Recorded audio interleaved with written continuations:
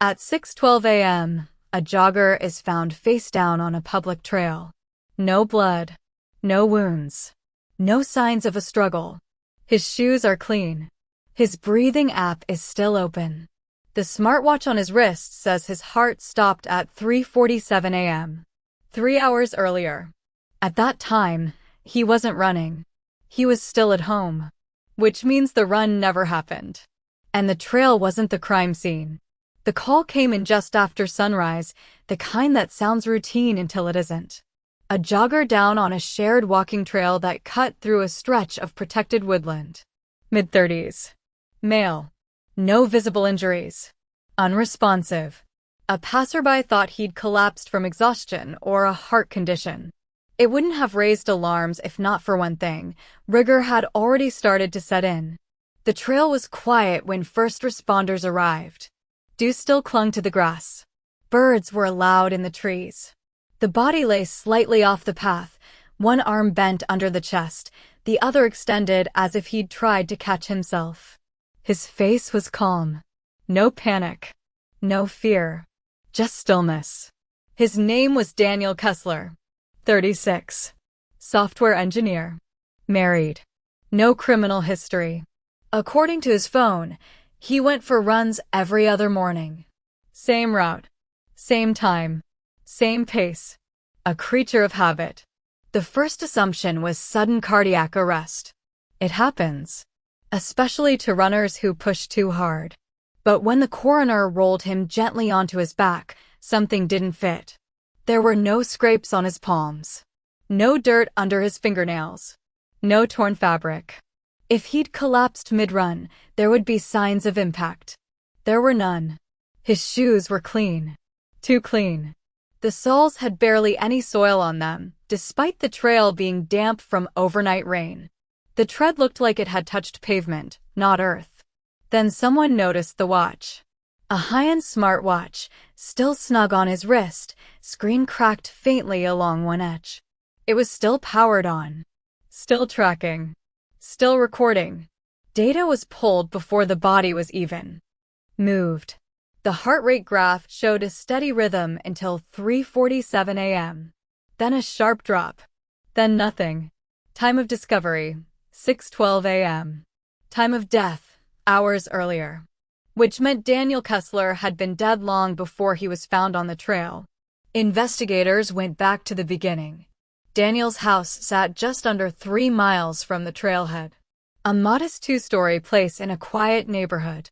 His car was in the driveway. No signs of forced entry. No broken windows. No disturbed rooms. His wife, Megan, said she slept through the night. She heard nothing. Daniel usually ran around 6 a.m. She assumed he'd gone out early that morning. She hadn't checked the time. Inside the house, everything looked normal. Bed made. Kitchen tidy. Phone charger plugged in on the nightstand. Daniel's running clothes were missing from the bedroom. But in the laundry room, investigators found something odd.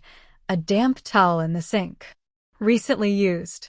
Not unusual on its own. Except Daniel's watch data said he never made it past 3:47 a.m. If he didn't run, why had someone wiped him down? Autopsy results added another layer. No signs of a heart attack. No blocked arteries. No aneurysm. Toxicology would take time, but the preliminary exam showed mild bruising along the ribcage, deep enough to suggest pressure. Not impact. Pressure. As if someone had knelt on his chest. The watch crack suddenly mattered. It wasn't shattered from a fall. It looked like it had been struck. Investigators reconstructed the night minute by minute. At 3:12 a.m., Daniel's phone showed movement inside the house. At 3:38, his heart rate spiked. At 3:47, it flatlined. At 3:52 a.m., the front door opened. At 4:01 a.m., the garage door activated. The jogger didn't leave for a run. The body did. By the time the sun came up, the trail was just a stage. A clean one. A believable one. A place where strangers would assume the obvious and keep walking. But the watch didn't lie. And it had already told investigators. Something chilling. Whoever moved Daniel knew about the data. They just didn't know how much it remembered. Toxicology came back 48 hours later. No drugs. No alcohol.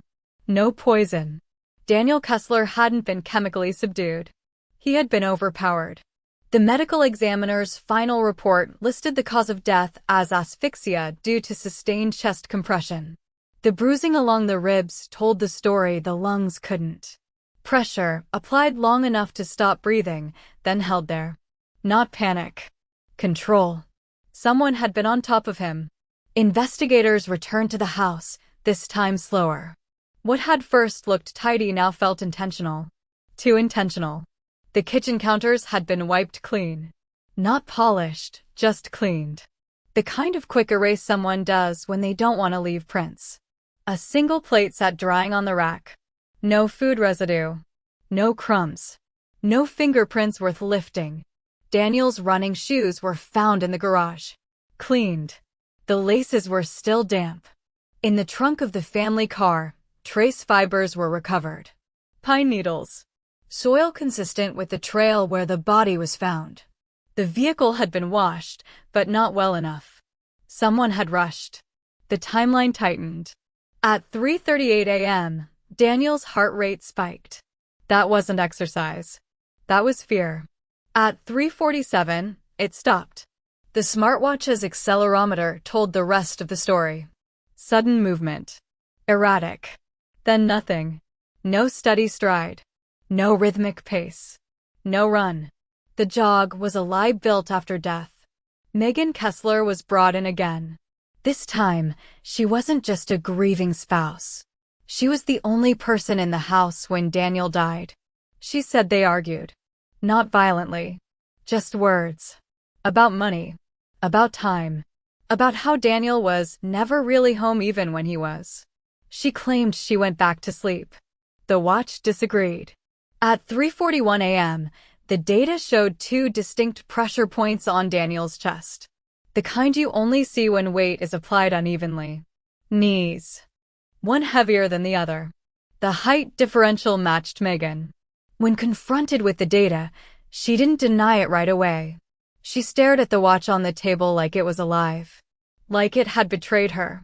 She said it was an accident. She said Daniel collapsed. She said she panicked. She said she tried to help. But panic doesn't clean shoes. Panic doesn't stage a run. Panic doesn't carry a body 3 miles and place it where strangers will find it. The final break came from the watch's last recorded interaction. At 4:18 a.m., after Daniel was already dead, the watch was paused manually. Someone had pressed the screen.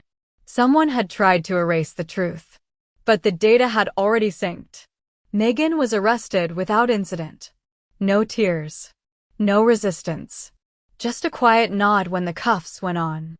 As if she'd known from the start that the watch would outlive the lie. At trial, the defense focused on circumstantial evidence. No witnesses. No confession. No murder weapon. The prosecution didn't need one. They played the data. Second by second. Heartbeat by heartbeat. Until there were none. The jury didn't take long. Daniel Kessler didn't die on a run. He died in his home. And the trail was just the cover story. The watch didn't break. It remembered.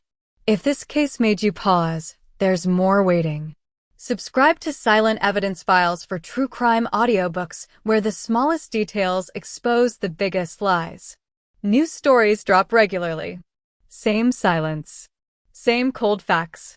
Because evidence doesn't forget, even when people try to erase it.